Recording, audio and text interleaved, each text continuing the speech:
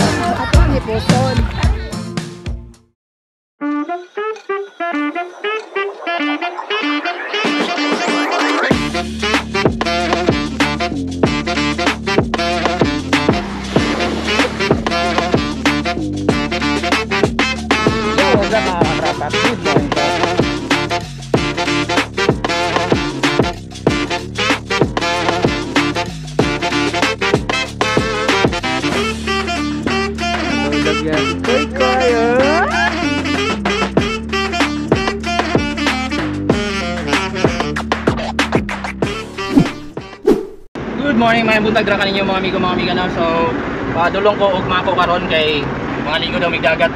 It's been siguro mga 5 years na siguro ko wala nag-adto og dagat no naligo kay sukat na sakit ako ang papa. Almost 3 years din 'yon.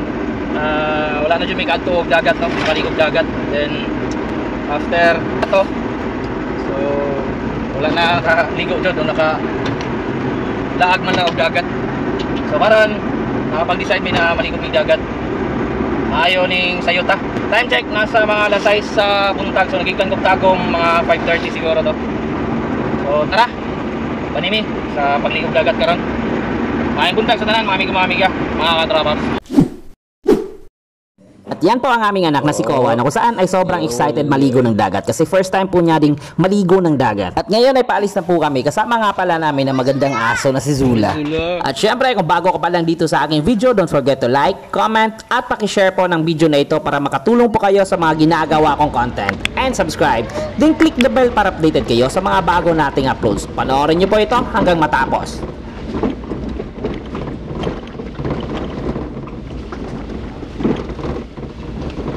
Tumbakan yun i-region yun gahapon. Ay gani, nakakita yan alawi po. Naghanan mo sila. Labangan lang. Oo. Pita po lagi yan dre. Pita tayo magkondo mo kung diyan tubig. Dapat may alternative na higasanan sa tubig dre na. Kanal ba na dako ba na mo? May naibalas na diri. Marami po kayong magagandang makikita mga beach resort dito sa Davao de Oro at ang isa sa pupuntahan natin ngayon ay ang Centro Beach. Mula dito ay babiyahe po tayo ng almost 20 minutes para marating po natin ang sinasabi kong beach resort. Ito nga pala ang Barangay Iho, Mako, Davao de Oro. Ito po ang makikita nyo dito sa lugar na ito. Dito tayo liliko sa bypass road na kung saan kung kayo ay galing ng Davao City at diretso na lang kayo ng Davao Oriental na hindi na dumadaan sa sentrong bahagi ng Tagum City, pwede kayong dumaan dito at vice versa kung galing kayo ng Davao Oriental tapos diretso na kayo ng Davao City, pwede kayong dumaan dito para hindi na kayo dadaan sa mismong sentrong bahagi ng Tagum City. At ito na po ang highway na papuntang sentrong bahagi ng Municipality of Mako, tapos Mabini, tapos Pantokan at papuntang Davao Oriental. So ito po ang dadaanan nyo kung kayo ay may planong dediretso papuntang Davao Oriental. So ito po yung daan. At kung nakikita nyo yung kabundukan sa harapan, ay yan po sa likod na bahagi na yan ay nasasakop na ng Davao Oriental. At mostly ma-observe nyo sa daan dito, simula dito sa highway na ito papuntang Pantukan, Davao de Oro ay tuwid po ang daan. Mostly na madadaanan nyo. At pagdating nyo ng boundary ng Davao de Oro at Davao Oriental, ma-observe nyo din doon na paliko-liko at paakyat ang mga daan na na madadaanan nyo papuntang sentro bahagi ng Davao Oriental. At ito naman po ang sentro bahagi ng Municipality of Maco. Ang bayan ng Maco ay binubuo po ng 37 barangays at nakapaloob po ito sa 2nd District ng probinsya ng Davao de Oro. At meron naman itong zip code na 8806. At according to 2020 census, ang Maco ay meron siyang total population na 83,237. At ang mga maririnig nyo na mga native language dito sa bayan ng Maco ay ang Cebuano, Dabawenyo, Kalagan, Mansaka, Tagalog, at Amanobo.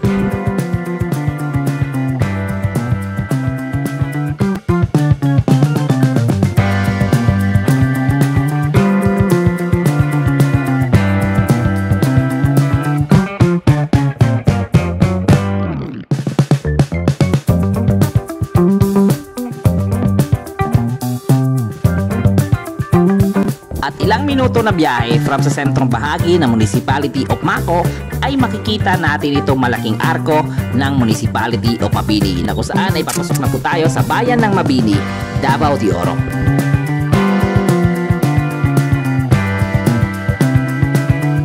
At hindi ko po pinutol yung video o kinat sa pag-edit para makita nyo ng actual kung ano ba makikita nyo sa daan dito mismo sa side ng Davao de Oro. Para at least meron kayong idea kung ano ba ang daan na makikita o madadaanan nyo kapag kayo ay nagawi dito mismo na side ng Davao Region.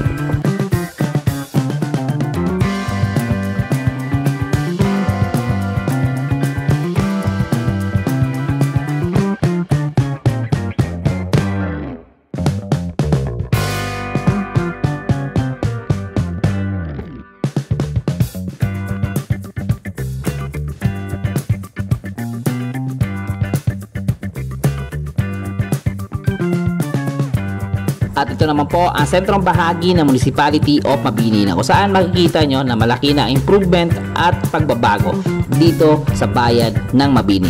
Ang Municipality of Mabini ay binubuo lamang ng 11 barangays. At kagaya ng Maco, nakapaloob ito sa ikalawang distrito ng probinsya ng Davao de Oro. At meron naman itong zip code na 8807. At ang kabuuang populasyon na nakatira dito ay nasa 43,552 according to 2020 na census. At ang mga native language na maririnig nyo dito ay Cebuano, Dabawenyo, Kalagan, Mansaka, Tagalog, at Amanobo. At dahil sa puro tuwid ang daan dito, noong na panahon na hindi pa nilagyan ng Center Island ang mga daan dito, marami talaga mga pasaway na rider na ginagawang racetrack ang ganitong klaseng katuwid na mga public roads. Na saan ay usong-uso po dito yung no rules na illegal racing na mga motorsiklo. Na saan ay napakadelikado, lalong-lalo na sa mga dumadaan lamang sa mga daan nito at nadadamay sa kanilang kalokohan. Dito na nga pala tayo sa sentrong bahagi ng Barangay Pindasan na kung saan sakop pa rin siya ng Municipality of Mabini, Davao de Oro. So dito po nakalagay yung maraming mga beach resort na matatagpuan niyo po sa mismong probinsya ng Davao de Oro. At dito tayo liliko sa kanang bahagi ng daan na kung saan ay papasok po dito mga ilang minuto ay mararating na natin yung Centro Beach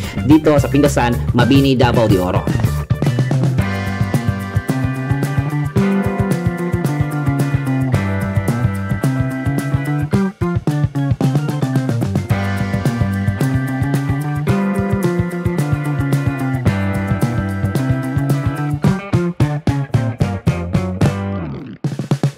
Ang isa sa magandang pagbabago dito ay simentado na po lahat ng mga daan papasok dito sa mga beach resort sa Pindasan. Hindi katulad nung dati ay medyo rough road po talaga dito.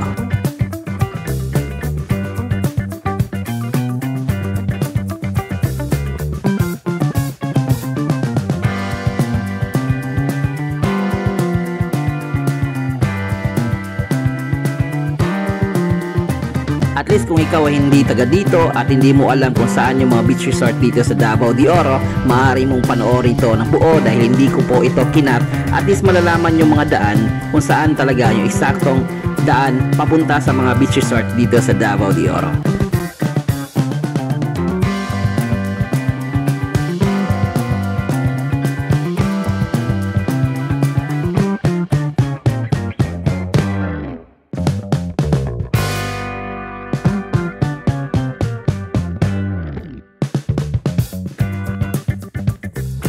At ito po ang isa sa example na beach resort na matatagpuan nyo dito, itong Sea Eagles. Pero hindi tayo dyan maliligo kasi medyo marami po yung mga naliligo dyan. So doon tayo sa may unahan kalapit naman dito ay makikita nyo po itong Manaklay Beach Resort. Yan po ang Manaklay Beach Resort. Marami din ng mga naliligo ngayon dyan dahil nga sa Sunday. Pero dito tayo maliligo sa may Centro Beach. So dito ang daan papasok sa Centro Beach.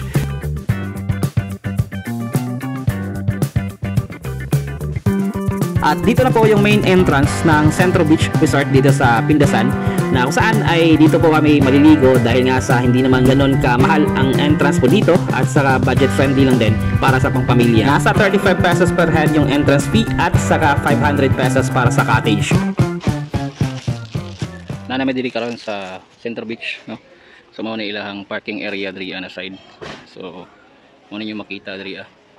So bye-bye pod ang mga nangaligo karon. Parking area. Maraming parking area, tapos mao ni ang ilahang CR sa ubos. So at least na ay CR na nindot diya na makita ninyo. So tara, let's go. At ito nga pala yung sa may entrance, no? So meron pa mga pumapasok na maliligo din. Ito ay from Panabo City yan sila, yung tricycle sa Panabo City yon. At makikita nyo meron silang tindahan dito na kung saan po pwede kayong bumili ng shampoo, sabon at saka mga inumin kung wala kayong dala. Saktong-sakto lang naman yung kanilang parking area kung marami ang maliligo. So doon tayo sa may unahan nagparking, no? So ano yung area diri ah. Bye-bye. Nangaligo. Merong mga karatula dito na mga pinagbabawal na gawin dito sa loob ng resort.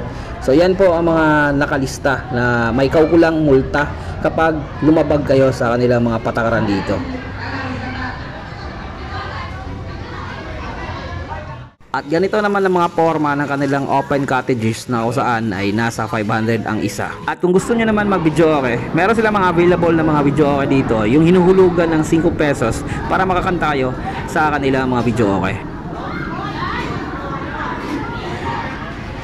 At meron naman sila mga billiard table dito na pwede nyong rentahan per hour, but I'm not quite sure kung magkano ang per hour ng renta ng bawat billiard table nila dito. Ay, baka ay.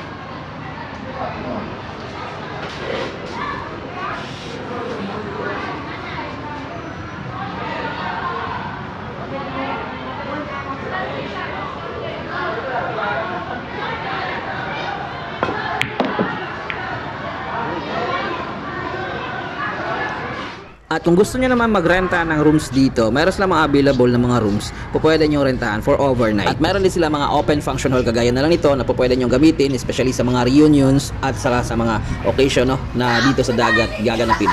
So yan po ang makikita nyo dito sa harap.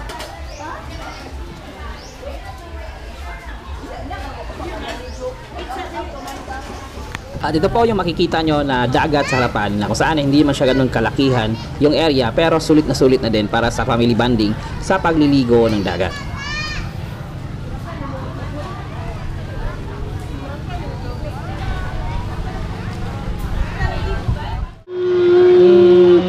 Sige, mag-ilat eh. Kaya gusto nyo mag... Ha? Ha? Tulog siya, break ka to? Kila rito to? Ha? Mandudu. 1, 2, 3.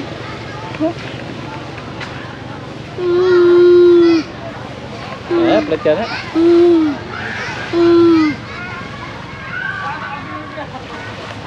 Ha? Ikaw ba ito? Ha? Yun lang. Nagbaboy. Ha? Sige na, ng balas. Nabalas. Ha? Nabalas. Nabol. Tara. Nabol. Nabalas. Balas ang shoes. Pagka o ini mo itrapo na. Di gunit sa kuan. Ulat gunit ka papa. Gunit ka papa kay tagak ka.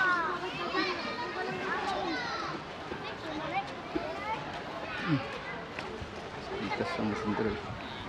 Anak ka na.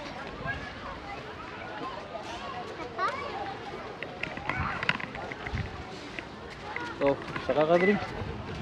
Suka. Hup. Yay. Nambak sila ko yo. Okay, lalom na.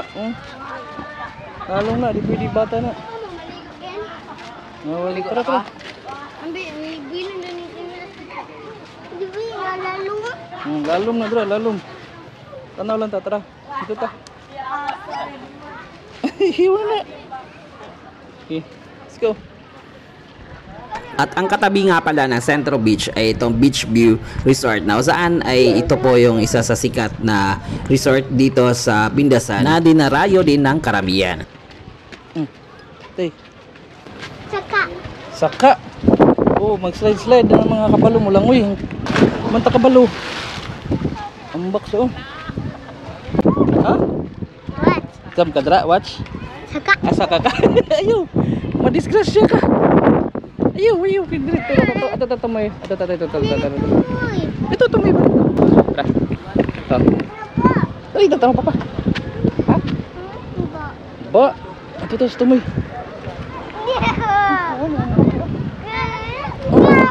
Yung makita diri ano sa Centro Beach, mga amigo. So tapad-tapad lang ang mga beach diri ang mga dagat na. So kani Centro Beach ni katong didto Manaklay. Slate pa. Ang kani is Beach View. Slate pa? Wow. So it's been a while na wala mi kaligog dagat no. So karon kauban ako ang anak si Kowa. Tara. Shout out sa tanan. O maayong bagong tuig sa tanan no. Okay. Ha? Jump. Jump sila, jump. Tara dali.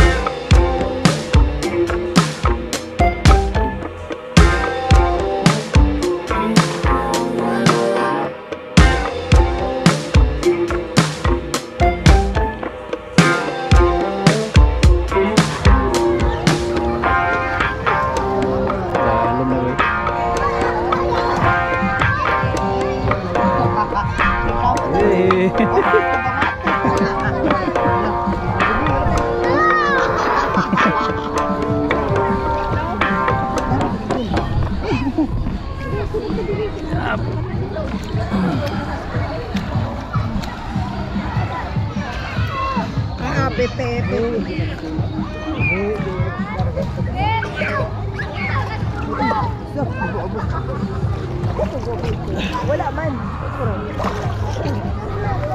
Si kusog. Pwede na yan to eh. Kanaw. Nagulit lang ka. Iyo koy. 170 kayo ma. Pahison na ni nato niya. Ato ang hipuson. Gani, bubahan lang. Bubahan lang. Mabasa lagi na ito. Impas. Wala may waterproof. Ito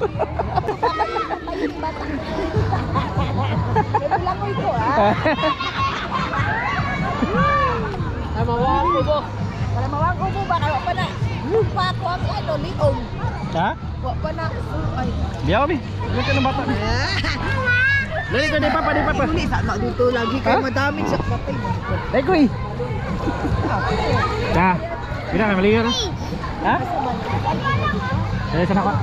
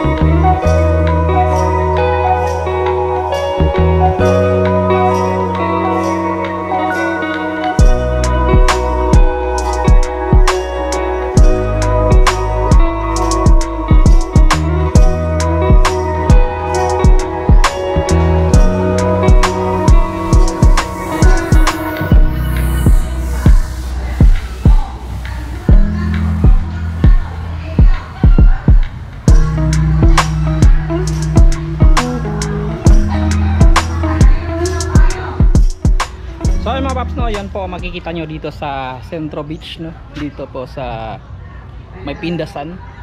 So yan po ang isa sa magandang beach resort dito sa amin, sa malapit sa amin. So dito po yan matatagpuan sa Pindasan, no? So yan po, salamat sa pagtanaw. Hopefully nasiyahan kayo sa ating video, and don't forget to like and comment, then pakishare naman po sa video na yun, and also subscribe. Then click the bell para updated kayo sa mga bago nating uploads, mga amigo, mga amiga.